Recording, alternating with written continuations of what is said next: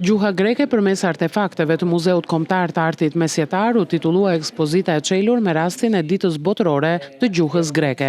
Kjo ekspozitë, në të cilën u ekspozuan për herë të parë disa artefakte nga fondi i pasur i Muzeut Kombëtar të Artit Mesjetar, pati si bashkëpunëtor edhe konsullatën e përgjithshme të Greqisë në Korçë.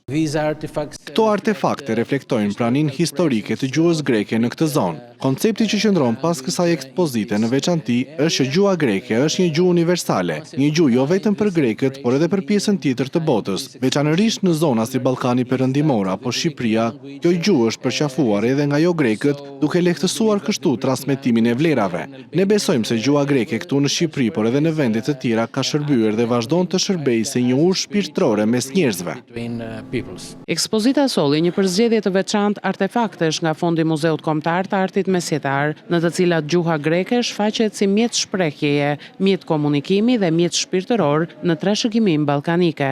Menduam që së bashku të ekspozonim disa nga artefaktet tona të cilat mbajnë një gjuhë të lashtë, të vjetër dhe shumë domethënëse, një kulturë e përbashkët, traditë e përbashkët. Një gjuhë e cila ka nisur që në kohët para Krishtit dhe më pas dhe vazhdon dhe në mesjet dhe ne kemi sjell këtë gjuhë nëpërmjet artefakteve.